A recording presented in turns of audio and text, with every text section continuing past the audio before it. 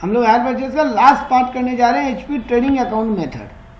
हम लोग यहाँ पे हायर परचेज ट्रेडिंग अकाउंट बनाने जाएंगे, जिसका फॉर्मेट कुछ ऐसा होगा। देखो, एचपी ट्रेडिंग अकाउंट बनेगा, जिसके एक्चुअली में ये पूरा ट्रेडिंग अकाउंट जैसा ही बनेगा। डेबिट में क्या आएगा? हायर परचेज स्टॉक और हायर परचेज डेटर। अब ये दो वर्ड क्या होता है? हायर परचेज स्टॉक का मतलब होता है कि तुम्हारा इंस्टॉलमेंट का ड्यू डेट अब तक आया नहीं है। मान लो हम तुमसे 10 इंस्टॉलमेंट में पैसा पाते हैं। एक एसेट हम तुमको ईएमआई बेसिस पे दिए, हम तुमसे 10 इंस्टॉलमेंट में पैसा पाते हैं। उसमें से मान लो 3 इंस्टॉलमेंट का डेट आ गया जिसका आप पैसा दिए नहीं हो अब तक।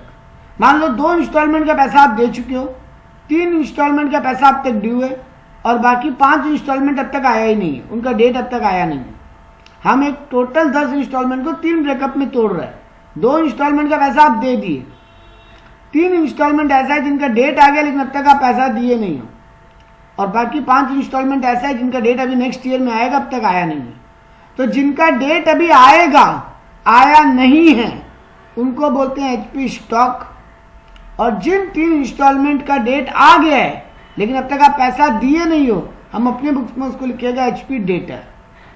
तो जो इंस्टॉलमेंट ड्यू हो गया है, आई रिपीट माई सेल्फ, जो इंस्टॉलमेंट ड्यू हो गया है और उसका पैसा नहीं मिला है, उसको बोलते हैं एचपी डेटर। और जो इंस्टॉलमेंट्स का अब तक डेट नहीं आया है, फ्यूचर में आएगा, उनको बोलते हैं एचपी स्टॉक। तो देखो हम क्या लिखे, टू बैलेंस बीडी, ओपनिंग में लिखे हायर परचेज स्टॉक और higher purchase debtor. Higher purchase stock के ब्रैकेट में हम क्या लिखे? HP price. मतलब वो लोडिंग अनलोडिंग वाला कहानी होगा। एक गुड्स का दाम 10,000 है, ईएमआई बेसिस में हम तुमको 12,000 में बेचे थे, तो वो 2,000 हो जाएगा। एचपी 12,000 लिखेंगे एचपी प्राइस, 2,000 का लोडिंग ऑपोजिट साइड में कैंसिल करेंगे, उसका बाद में करेंगे जब सम्स आएगा तब। नेक्स्ट आइटम क्या आएगा? ट्रेडिंग अकाउंट में क्या आता है? डेबिट में ओपनिंग स्टॉक। उसके अलावा और जो हम परचेज किए, तो देखो वही लिखिए to goods sold on hire purchase. तुम जो परचेज किए मेरे से, हम हायर परचेज बेसिस पे तुमको दिए, वो भी लिख देंगे at HP price. Loss on goods repossess, अगर हम कोई गुड्स रीपोजेस कर लिए हैं बीच में और हमको लॉस हुआ है, हम ही रीपोजेस किए हैं और हम ही को लॉस हुआ है, तो हम लिखेंगे टू लॉस ऑन गुड्स रीपोजेस्ड। कुछ खर्चा किए हैं तो टू एक्सपेंस। एक बार यहीं पे रुकना, एक बार क्रेडिट साइड में जाते हैं, फिर वापस डेबिट साइड में लास्ट 2 आइटम पे आएंगे। तो डेबिट साइड में पहला 4 आइटम क्या आ रहा है? ओपनिंग स्टॉक, फर्दर जो एचपी पे माल दिए हैं वो, और नया जो हायर परचेज बेसिस पे माल बेचे हैं, और loss on goods repossess and expenses. पहला 4 आइटम यही है हायर परचेज ट्रेडिंग अकाउंट के डेबिट साइड में। अब हायर परचेज ट्रेडिंग अकाउंट के क्रेडिट साइड में क्या आएगा? जो पैसा हमको कलेक्ट कर लिया आपसे, मतलब बाई कैश, जो instalment due but not paid, और हम उसको अगर रीपोजेस कर रहे हैं, इंस्टॉलमेंट ड्यू हो गया लेकिन आप पे नहीं कर रहे हो, हम गुड्स को रीपोजेस कर रहे हैं, तो हम यहाँ लिखेगा बाई गुड्स रीपोजेस्ड। जितना इंस्टॉलमेंट ड्यू है और पैसा मिला नहीं है, उसका वैल्यू यहाँ लिख देंगे। स्टॉक रिजर्व, वो जो ओपनिंग स्टॉक था डेबिट में, higher purchase stock eight HP price, उसमें जितना एक्स्ट्रा प्रॉफिट है, जितना लोडिंग है, वो इधर कैंसिल करेंगे बाई स्टॉक रिजर्व बोल के।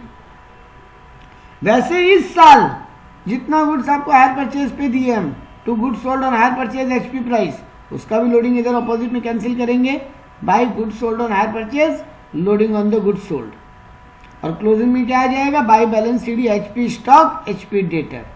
और अब ये जो एचपी क्लोजिंग स्टॉक है, ये भी हायर परचेज पे है, तो इसका भी लोडिंग किधर कैंसिल करेंगे? डेबिट साइड में। तो देखो टू स्टॉक रिजर्व लिखे थे ना, last second item, debit side में last second item, to stock reserve loading on closing of HP stock. Trading account बन गया, मेरा 2PL निकल जाएगा, मेरा काम खत्म। तो ये स्टॉक अकाउंट कैसे बनेगा, सबको क्लियर हुआ? कोई डाउट है तो बोलो। Anyone have any query, please come up with it. कुछ क्वेरी है तो बोलो। ओपनिंग लिखे to balance BD, opening stock, opening debtor दोनों यहाँ लिख दिए। जितना और माल हायर परचेज पे भेजे डेबिट में लिख दिए, जितना लॉस ऑन रिपोजिशन हुआ डेबिट में लिख दिए, एक्सपेंसेस डेबिट में लिख दिए, क्लोजिंग स्टॉक का जो रिजर्व है वो भी डेबिट में आ गया, और डेबिट में जो बैलेंस बचेगा वो प्रॉफिट। वैसे इधर में कैश जितना मिल गया वो लिख दिए, जितना गुड्स रिपोजिशन किए, जितना इंस्टॉलमेंट ड्यू हो गया लेकिन पैसा नहीं मिला उसका वैल्यू लिख दिए, स्टॉक रिजर्व लिख दिया वो ओपनिंग स्टॉक वाला, जितना इस साल माल भेजी है एचपी पे उसका लोडिंग भी लिख दिया क्रेडिट में, और बैलेंस शीट में HP stock closing, HP debtor closing. कोई क्वेरी नहीं तो फिर हम सम्स पार्ट में मूव कर रहे हैं। चलो हम सम्स करते हैं। Ram sell goods on hire purchase at a profit of 50% on cost. Ram goods को हायर परचेज पे बेचे 50% प्रॉफिट रखते हुए, मतलब 100 रुपया का सामान 150 रुपया में बोल के बेचा है। Following particulars are given relating to the business during 2017। Hire purchase stock at selling price on 1 January 2017 is 9000। Opening stock बता दिया है 1 जनवरी को हायर परचेज स्टॉक का। एचपी डेटर भी बता दिया है opening 5000। Goods sold on hire purchase during the year बोला 87,000। ड्यूरिंग द ईयर हम आपको 87,000 का गुड्स बेचे, वो भी एचपी प्राइस पे है। इधर में क्या दे रहा है, क्लोजिंग स्टॉक बता दिया हायर परचेज का 30,000, क्लोजिंग डेटर भी बता दिया 9,000, और cash receive from higher purchase customer is 62,000। आपको बोला ट्रेडिंग अकाउंट बनाने। तो पहला सम एकदम बेसिक सम, मतलब पहला सम में कोई ज़्यादा झोल झपेटा नहीं है, सिंपल फॉर्मेट में प्रेजेंटेशन करना है और लोडिंग को अपोजिट साइड में कैंसिल करते जाना है। तो देखते हैं सोल्यूशन। ओपनिंग स्टॉक कितना है 9,000, ओपनिंग डेटर कितना है 5,000, और कितना का गुड्स भेजे हैं इस साल 87,000। तो तीनों डेबिट में आएगा। तो देखो टू बैलेंस बीडी में HP stock 9,000, HP debtor 5,000, to goods sold in HP 87,000। अब ये 9,000 में कितना प्रॉफिट घुसा हुआ है कैलकुलेट करके बताओ। चलो इस 9,000 का 50% निकाले हो तुम, कैसे निकाले? Very good, 9,000 divided by 150 into 50 है ना। 9,000 डिवाइडेड बाई 150 इंटू 50, क्योंकि 9,000 में लोडिंग घुसा हुआ है। ये सेलिंग प्राइस है। देखो ब्रैकेट में क्या लिखा है, HP stock at selling price, मतलब हम जितना में हायर परचेज बेसिस पे माल बेचते हैं उसका प्रॉफिट घुसा हुआ है यहाँ पे। तो ये 9,000 अपने आप में 150 है, क्योंकि 100 कॉस्ट होता है प्लस 50 का लोडिंग भी इसमें इंक्लूडेड है। तो डिवाइडेड बाई 150, लोडिंग कितना है 50, तो मल्टीप्लाई बाई 50 की। दूसरा तरीका ये भी हो सकता था 50% ऑन कॉस्ट बोला है, 50% ऑन कॉस्ट मतलब 1/2 ऑन कॉस्ट। हमको जाना है सेलिंग प्राइस में, परसेंटेज सेम होना चाहिए वैल्यू के हिसाब से। तो 1/2 है तो एक स्टेप आगे जाएंगे तो 1/3 हो जाएगा। तो आप जो भी तरीका फॉलो करना चाहते हो इसका लोडिंग का वैल्यू निकालना, तो 9,000 डिवाइडेड बाई 150 इंटू 50 कर लो, या 9,000 डिवाइडेड बाई इंटू 1/3 कर लो, एक ही बात है। आपका आंसर आएगा 3,000। तो देखो अपोजिट साइड में लोडिंग कैंसिल किया, by stock reserve note number 1 3,000, और नीचे निकाल के भी लिखा 9,000 डिवाइडेड बाई 150 इंटू 50। वैसे ही 87,000 जो इस बार हम आपको माल भेजे उसमें भी वही 87,000 डिवाइडेड बाई 150 इंटू 50, वैल्यू आएगा 29,000। तो देखो अपोजिट साइड में by goods sold on HP 29,000 लिख दिया। लोडिंग ऑन क्लोजिंग स्टॉक निकालना है। क्लोजिंग स्टॉक कितना बचा हुआ है 30,000 का। तो देखो इधर में बाई बैलेंस सीडी, अच्छा ये कैश मिला है हमको अपने डेटर एचपी अकाउंट से, कितना का कैश रिसीव हुआ है 62,000, तो वो भी लिख दिए बाई कैश 62,000, और by balance CD closing stock और क्लोजिंग डेटर क्वेश्चन में दिया हुआ है। क्लोजिंग स्टॉक दिया हुआ है मेरे को 30,000, क्लोजिंग डेटा दिया हुआ 9,000, तो वो दोनों लिख दिए 30,000 और 9,000। अब इस 30,000 में भी प्रॉफिट घुसा हुआ होगा, इस 30,000 में भी प्रॉफिट इंक्लूडेड होगा। तो 30,000 इंटू 50 डिवाइडेड बाई 150, 10,000 है तो वो तो स्टॉक रिजर्व लिख दिए। मेरा पीएल बच गया 22,000, मेरा सम्स खत्म। ये लोग एचपी डेटा अकाउंट बनाया जो आपको बनाने का दरकार नहीं था वैसे, क्योंकि आपको क्लोजिंग डेटा ओपनिंग डेटा सब दिया हुआ है। ये एचपी डेटा अकाउंट कब बनाने का दरकार पड़ जाता, अगर आपको या तो क्लोजिंग डेटा गायब कर देता, या ओपनिंग डेटा गायब कर देता, या इस बार कितना कैश कलेक्शन हुआ वो गायब कर देता, तो आपको बनाना पड़ सकता था। तो वो बनाना नहीं पड़ा, चलो झमेला खत्म। नेक्स्ट सम में आते हैं, इसमें थोड़ा डेटा ज़्यादा होगा, थोड़ा सा एक स्टेप ऊपर जाएंगे। A trader sell good on small value on the hire purchase system at 60% profit on cost. Company small value of goods hire purchase पे देता है 60% प्रॉफिट ऑन कॉस्ट चार्ज करते हुए। From the following information prepare HP trading account. आपको बोला stock with hire purchase customer at hire purchase price, मतलब opening stock दे दिया 6,480। Goods sold on hire purchase basis during the year 26,136। आपको बोले cash receive from customer 8,400, hire purchase debtor closing दे दिया, opening debtor नहीं है। अब नहीं है तो निकालो क्या कहीं से, निकाल तो सकते थे अगर जरूरत पड़ती, लेकिन नहीं, ओपनिंग डेटर नहीं होगा, यहाँ पहली बार माल बिका होगा, ओपनिंग डेटर नहीं। क्लोजिंग डेटर गायब हो तो डेटर अकाउंट बना लेना, क्लोजिंग डेटर गायब हो या क्लोजिंग स्टॉक गायब हो तो डेटर अकाउंट या स्टॉक अकाउंट बना लेना। ओपनिंग निकालने के लिए मत बनाना, क्योंकि ओपनिंग नहीं है मतलब शुरुआत में नहीं था। तो यहाँ पे आपको बोला cash receive from customer 8,400, HP debtor closing दिया 1,520, HP स्टॉक भी क्लोजिंग दिया 22,696। नॉर्मल सम था जैसा पिछला किए थे वैसा ही। तो टू बैलेंस BD लिख दिया 6480, उसका लोडिंग निकालना है। 6480 divided by 160 into 60, 6480 divided by 160 into 60, तो 2430 मेरा स्टॉक रिजर्व आएगा, लिख दिए। वैसे इस बार माल भेजे 26,136 का, तो 26,136 डिवाइडेड बाई 160 इंटू 60, 9801 आया। तो अपोजिट साइड में लिखे by goods sold on HP note 2 9801। फिर क्लोजिंग स्टॉक है 22,976.96, उसका भी वही इंटू 60 डिवाइडेड बाई 160, तो स्टॉक रिजर्व आ जाएगा। क्लोजिंग स्टॉक में 8511, वो लिख दिए डेबिट साइड में, to stock reserve 8511। Closing stock closing debtor दिया हुआ है क्वेश्चन में, लिख दिए बाय बैलेंस CD बोल के, मेरा PL आ गया। तो मोटा मोटी ऐसा ही सम्स इस मेथड में देता है। ये दो सम्स हम लोग किए, ऐसा ही दोनों सम्स इस मेथड में दे सकता है। अब कुछ यहाँ पे स्पेशल सम्स का वो खत्म करते हैं ताकि ये चैप्टर पूरा डन हो जाए।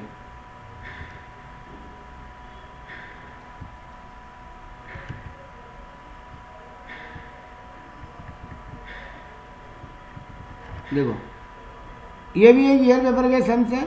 Bombay roadways limited purchase 3 truck costing ₹1 lakh each from Hindustan auto limited on 1 January 2015 on a higher purchase system. Bombay roadways 3 truck खरीदा है, हर ट्रक का दाम है 1 लाख रुपया, हिंदुस्तान ऑटो लिमिटेड से 1 जनवरी 2015 को on hire purchase system. The terms were on delivery payment देंगे 25,000 for each truck, मतलब डाउन पेमेंट दे दिया क्वेश्चन में हर ट्रक का 25,000, and balance on the principal in 3 equal instalment. तो यानी 25-25 का 3 इंस्टॉलमेंट बनेगा, क्योंकि एक ट्रक का कॉस्ट 1 लाख है, हम 25,000 डाउन पेमेंट दे रहे हैं, तो बाकी 25 का 3 इंस्टॉलमेंट पेमेंट करेगा। प्लस इंटरेस्ट भी देगा 15% अलग से, to be paid on each year and to be paid at the end of each year. Bombay roadways limited write off 25% depreciation every year on WDV method, diminishing balance method बोला है। तो Bombay roadways 25% depreciation write off करता है हर साल। Bombay roadways limited paid the instalment on 31 2015 and 31 2016 but could not पे the final instalment, मतलब पहला 2 इंस्टॉलमेंट दे दिया, तीसरा में फेल कर गया। Hindustan auto limited repossess 2 trucks. अब देखो लोग तीनों ट्रक उठा के नहीं ले रहे आपका, क्योंकि आप 2 इंस्टॉलमेंट दे दियो, क्योंकि आप 2 इंस्टॉलमेंट्स दे दियो, तो आपका वो पूरा तीनों ट्रक उठा के लेके नहीं गया, क्योंकि अब हर ट्रक का 2-2 इंस्टॉलमेंट दे दियो। तो वो बोला इतना पैसा तो आप दे दियो, चलो हम 1 ट्रक छोड़ देते हैं, 2 ट्रक उठा के ले जाएंगे। तो Hindustan auto limited repossess 2 trucks adjusting value against the amount due. The repossession one done on 1 January 2018 on the basis of 40% depreciation of WDV method. Last class ये वाला ऐसा ही एक सम्स हम लोग किए थे, तो जिनका मिस हुआ उनका आज हो जाएगा। एग्जाम में इसी पैटर्न का सम्स मैक्सिमम आने का चांस है। You are required to write up the ledger account in the books of Bombay Roadway Limited showing the above transaction up to 1st January 2018। आपको बॉम्बे रोडवेज लिमिटेड की books में इन the books of कौन सा account बनाने बोला है? अच्छा, जब कुछ नहीं बोला तो कौन कौन सा अकाउंट बनाओगे? In the books of buyer, in the books of buyer कौन कौन सा 2 अकाउंट बनाओगे?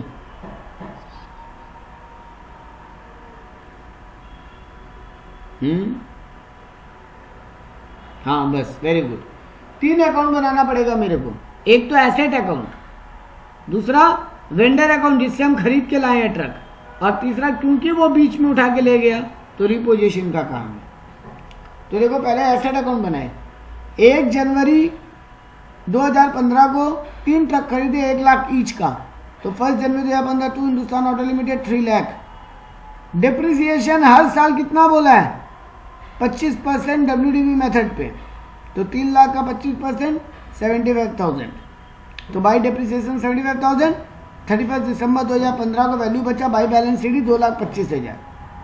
वही वैल्यू मेरा 1 अप्रैल 2016 को टू बैलेंस शीट 2,25,000 हो गया। फिर सेकंड ईयर भी डिप्रिसिएशन आराम से चार्ज करेंगे, क्योंकि हम तो दोनों इंस्टॉलमेंट दे दिया था, हम तो थर्ड इंस्टॉलमेंट में जाके फेल हुआ। तो 31 दिसंबर 2016 2,25,000 का 25%, 56,250। तो 31 दिसंबर 2016 को मेरा बैलेंस शीट बचेगा 1,68,750। थर्ड ईयर का डिप्रिसिएशन चार्ज करेंगे कि नहीं? करेंगे, क्योंकि थर्ड ईयर भी पूरा यूज कर लिया था हम। लास्ट में जाके हम इंस्टॉलमेंट देने वाला दिन फेल हुआ, मतलब हम थर्ड ईयर तक का एसेट यूज कर लिया, तो थर्ड ईयर तक का हमको डिप्रिसिएशन भी कैलकुलेट करने मिलेगा। तो देखो थर्ड ईयर का भी किया, बाई डिप्रिसिएशन 42,188 आया, 168,750 का, बाई बैलेंस शीट बचे 1,26,562। इसमें कोई दिक्कत नहीं हुआ।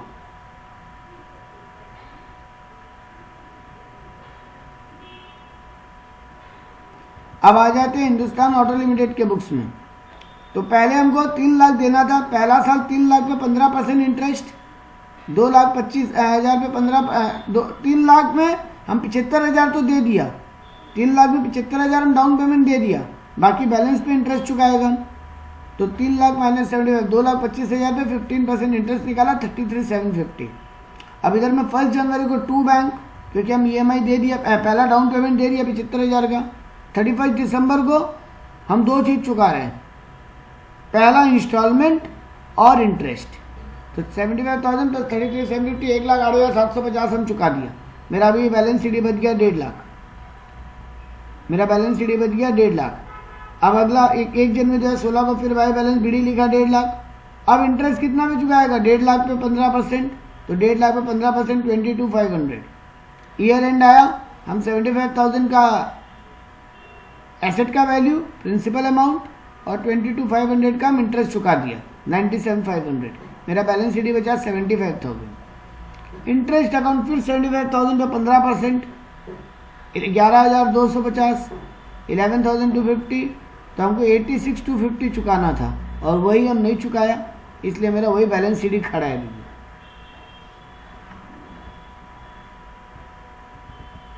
अब देखो लॉस और वो कैसे निकला। कितना ट्रक उठा के ले गया मेरा सामने वाला पार्टी? 2 ट्रक। हम तीन खरीद के लाए, वो मेरा 2 ट्रक उठा के ले गया। हमको वो 2 ट्रक का वैल्यू चाहिए एंड ऑफ द ईयर, क्योंकि वो उतना ही रुपया का एसेट को उठा के ले गया। तो 2 लाख का पहले हम 25% निकाले, 1 मिनट नहीं, 20% नहीं, वो मेरा एसेट को जो उठा के ले गया है उस पर वो बोला है कितना डिप्रिसिएशन करके हम चार्ज करेगा? 40%। देखो A और B जो क्वेश्चन पूछा उसके ठीक ऊपर का लाइन, हाँ बोलो, हाँ कर, ठीक है। तो देखो लास्ट 2 क्वेश्चन जो पूछा A भी उसके ठीक ऊपर का लाइन देखो, the reposition was done on 1 January 2018 on the basis of 40% depreciation. वो बोल रहे हैं हम तुम्हारा एसेट उठा के ले जा रहे हैं, हम 40% करके डिप्रिसिएशन मानेंगे, और जितना वैल्यू बचेगा उतना ही हम एसेट का वैल्यू मानेंगे आज के दिन जो हम उठा के लेके जाएंगे। इसीलिए वो क्या किया, जब वो कैलकुलेशन किया तो देखो 2 लाख का 40% निकाला फर्स्ट ईयर, 1,20,000, फिर उसका 80,000, तो फिगर बचा 1,20,000, फिर उसका 40% डिप्रिसिएशन तो 48,000 बचा 72,000, फिर थर्ड ईयर का भी डिप्रिसिएशन 40% ऑन 72,000 तो 28,800। तो मेरा एसेट का वैल्यू बच रहे हैं उसके हिसाब से जो पार्टी उठा के ले जा रहे हैं वो आज के दिन इसका वैल्यू 43,200 मानेगा। जबकि हम जो डिप्रिसिएशन निकाल रहे थे वो कैसे निकाल रहे थे? 25% करके। तो मेरे हिसाब से वैल्यू कितना बचना चाहिए थर्ड ईयर के एंड में? 2 लाख का ट्रक था पहला साल, दो ट्रक का वैल्यू 2 लाख, पहला साल डिप्रिसिएशन 25%, 50,000 गया तो बचा 1.5 लाख वैल्यू। सेकेंड ईयर 25% 37,500 बचा अभी भी 1,12,500। फिर 25% 28,125, बचा वैल्यू 84,375। अब देखो जो पार्टी परचेजर है, मतलब कि तुम्हारे हिसाब से एसेट का वैल्यू होना चाहिए 84,375, जबकि कंपनी उसका आज के दिन वैल्यू कितना मान रहा है 43,200। तो अल्टीमेटली तुमको कितना का लॉस हुआ एसेट में 41,175। तुमको लॉस हो गया 41,175। इसको प्रेजेंट कैसे करते लोग किया नहीं, लेकिन अगर करते तो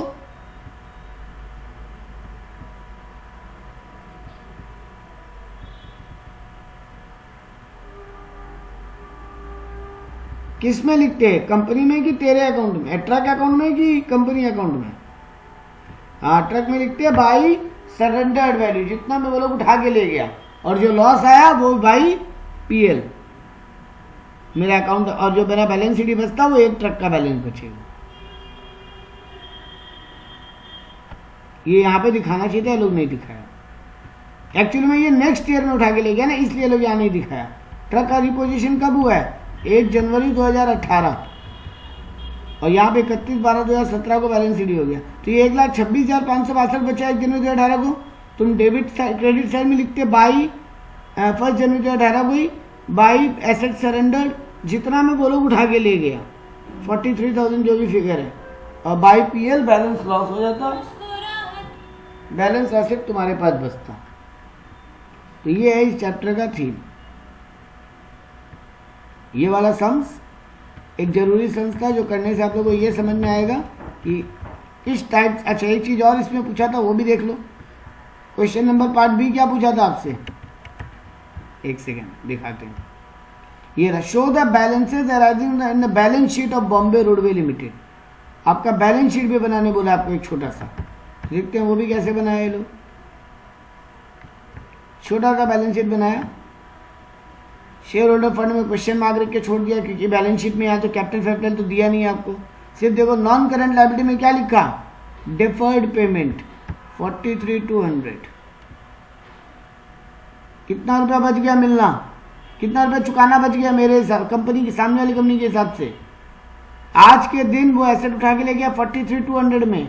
मतलब तुम्हारे को अगर तुम 43,200 चुका देते उसको, तो वो तुमको एसेट छोड़ देता कि नहीं छोड़ देता? हाँ, तो यानी तुम्हारा आज के दिन लायबिलिटी बच रहा है 43,200 का। तुम्हारे बुक्स में 1,26,562 का बुक्स बचा। ये देखो तुम्हारा ये वो रहा पीएल 1,26,562 तुम्हारा एसेट अकाउंट में। तो देखो ट्रक अकाउंट में लिख दिया 1,26,562, और ये इंटरेस्ट कहाँ से लाया 41,175। ये हमारा शॉर्ट टर्म बोरिंग हो गया। लॉस जो है वो, एक मिनट, लॉस को शॉर्ट टर्म बोरिंग में कैसे डाला? लॉस को तो रिजर्व्स में डालना चाहिए था।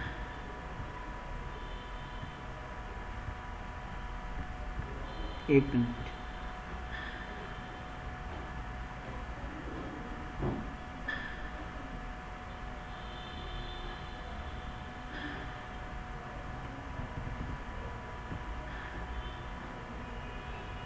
तो ये 41,175 जो तुमको लॉस हुआ है ना, इसको ये लोग एक तरीके से मान लिया है कि वो कंपनी तुमको लोन दिया है उतना, क्योंकि वो तुमको एक ट्रक छोड़ दिया ना, वो तुमको एक ट्रक छोड़ दिया ना, तो उस एक ट्रक का वैल्यू वो लोग ये मान लिया। जो लॉस है तुम्हारा वो लोग एक ट्रक का वैल्यू मान लिया कि जाओ इतना रुपया तुम्हारा हम छोड़ दिए।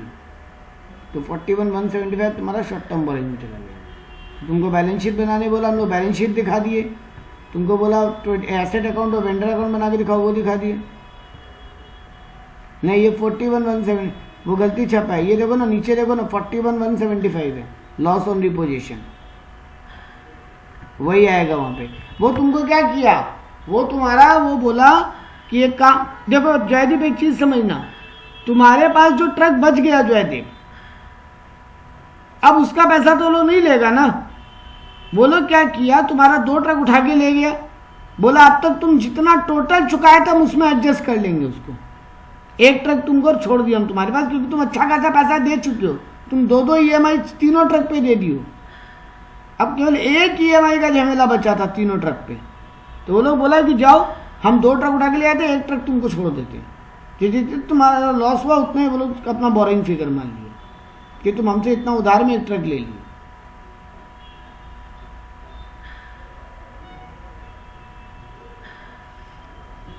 नहीं, वो लोग आज के दिन जो एसेट उठा के ले गया,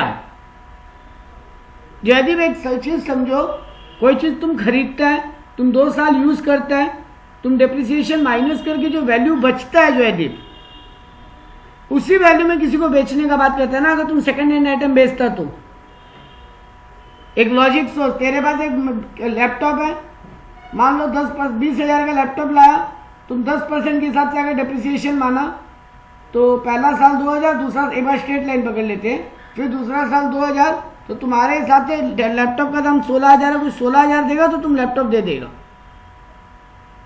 तो यहां पर भी जयदीप बोलो जो टो ट्रक उठा के ले गया, तुम्हारे बुक्स में, एक मिनट, नहीं रुको, अभी तुम्हारे बुक्स में जो वैल्यू बचना चाहिए उसी पे वो 2 ट्रक को रिपोजिशन करेगा। लेकिन वो लोग बोला कि नहीं, तुम्हारे बुक्स में जो वैल्यू बच रहा है हम लोग उस पर रिपोजिशन नहीं करेंगे, हम लोग एसेट को एक बार 40% के हिसाब से डेप्रिसिएशन होने पे जो वैल्यू बचता, 40% के रेट पे डेप्रिसिएशन होने के बाद जो वैल्यू बचता, हम लोग उस पर रिपोजिशन करेंगे ट्रक का। मतलब हम लोग आज के दिन वो वैल्यू मानेंगे ट्रक का। तो ये लोग क्या किया, देखो 2 लाख में पहला साल 40% निकाला, 80,000, एक ट्रक का वैल्यू 1 लाख है, वो लोग 2 ट्रक उठा के ले गए तो 2 लाख ट्रक का वैल्यू है बिगिनिंग में। हर साल 40% निकाला WDV मेथड के हिसाब से। तो जयदीप जो सेलिंग कंपनी है उसके हिसाब से ट्रक का वैल्यू 43,200 है, लेकिन तुम्हारे हिसाब से तो 43,200 नहीं है भाई, क्योंकि तुम 375 है, वेरी गुड, तो तुमको बाकी का लॉस हुआ ना, तो तुम्हारा जो बाकी का लॉस हुआ वो लोग वही ट्रक का वैल्यू मान लेगा जो एक ट्रक तुम्हारे पास बच गए। जाओ एडजस्ट कर लो उसको, तुम्हारा वहां जितना रुपया डूबा तुम वही मान लेगा, एक ट्रक जो तुम्हारे पास बचा उसका रिमेनिंग वैल्यू। तो ये लोग का तरीका होता है। बोलो,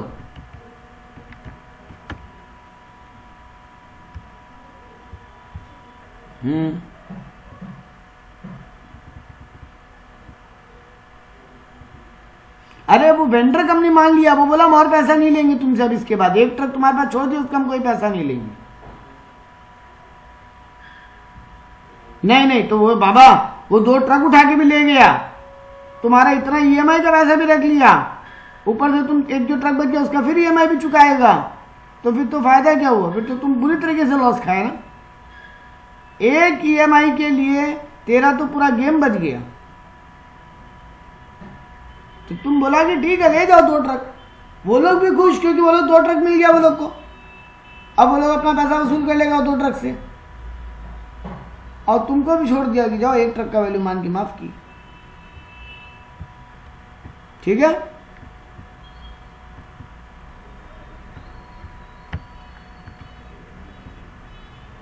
तो ये है ये चैप्टर, इसमें आपका या तो ऊपर जयदीप पिछला वीडियो एक बार देख लेना, खाली HP का तुम्हारा काम हो जाएगा, क्योंकि पिछला वीडियो में हम ईयर पेपर का सम्स करवाया था जयदीप।